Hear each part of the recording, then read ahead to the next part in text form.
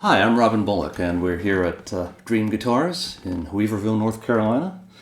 And I'm playing my David McCubbin Concert Series guitar, and I wanted to share with you a technique that I've been having a lot of fun with for building solo guitar arrangements, and that's a technique that, for lack of a better name, I call Harp-Style playing.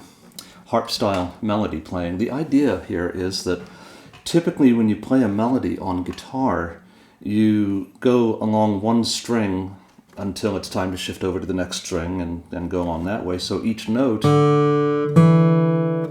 cuts off the note before because it's on the same string. I'm going to try to play each melody note on a different string from the one before. And sometimes that's going to involve playing a lower note on a higher string or a higher note on a lower string in order to make that happen, which is a little counterintuitive at first, but the payoff is you'll get this beautiful ringing harp-like sound because the notes will all overlap one another.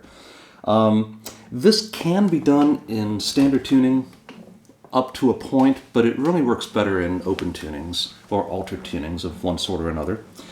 So at the moment I've got my guitar tuned in open D.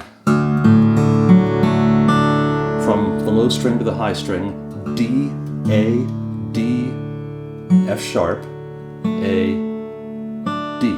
So the 6 strings open give you a D major chord. Harp-Style works beautifully in this tuning. Now what I'm going to do first is play just a simple D major scale the conventional way, and then I'll show you how it looks and sounds by contrast played in Harp-Style. If I were to play a D major scale in this tuning the normal way, it would look something like this.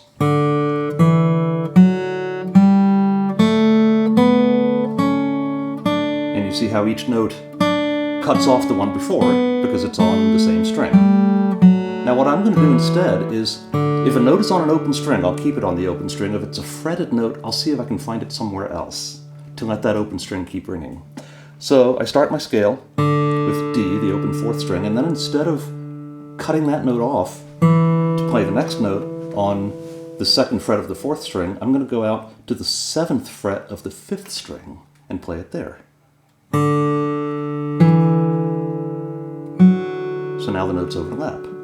So I've got open 4th string, 7th fret of the 5th string, then the open 3rd string, and then in keeping with that same idea, the 5th fret of the 4th string, then the open 2nd string, 5th fret of the 3rd string, 4th fret of the 2nd string, and finally the open 1st string. So I can get all the way through that 1 octave D scale without ever playing 2 notes in a row on the same string.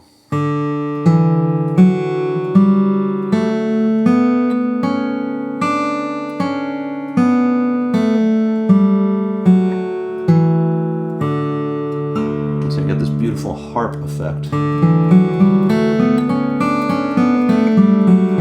that you wouldn't get if you were playing it down here.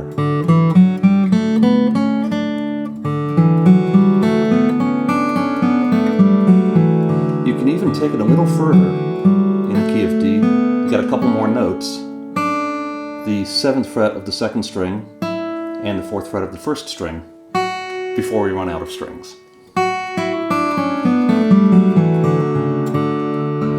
So I was messing about with this one day and just sort of reveling in the fact that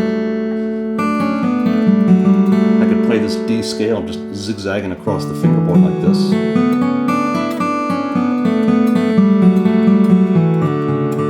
Noodling in that scale, and by, I realized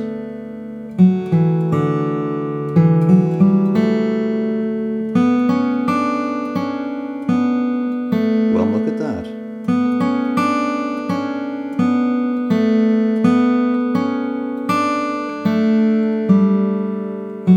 It was the First Noel.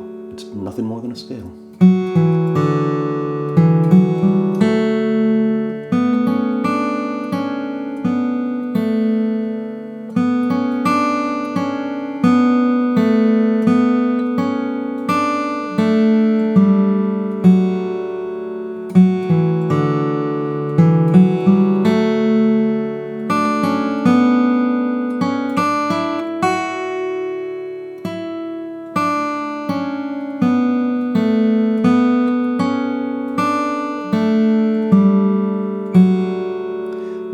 harp style is, since we're using so many strings, there really isn't much space for chord shapes as we know them.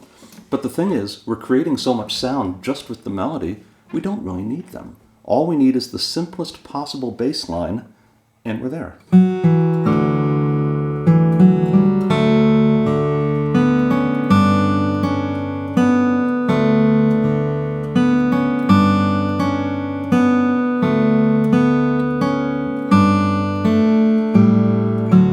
All I'm doing now is adding 3 bass notes. The open 6th string, the 5th fret of the 6th string, and the open 5th string. There's my D, G, and A chords in effect. I'm just playing the notes. And they imply the rest of the chord. I'm using my left thumb here. If you don't do that, you can also use a finger, same thing.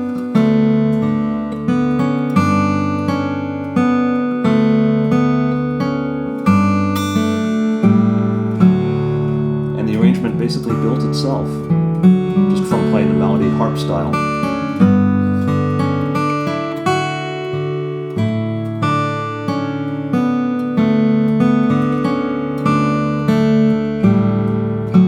Now there was one other thing that occurred to me while I was putting this together, putting this arrangement of the First Noel together, which was that in this tuning, playing in harp style, although it's very rich and full, because of the low pitch and the notes ringing over each other, it can get a little muddy at times. And so that's when I decided I was going to capo up a little and bring it out of the tonal swamps there and into a brighter place.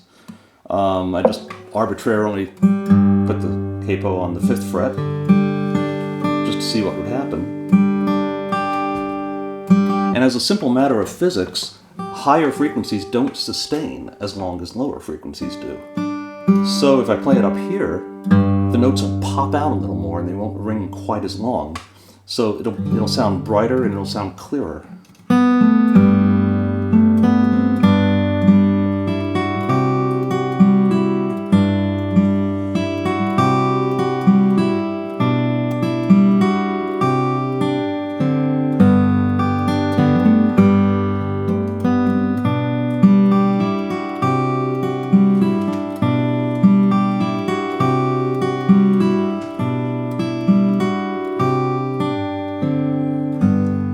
Sounds a bit more Christmassy up there, more bell-like.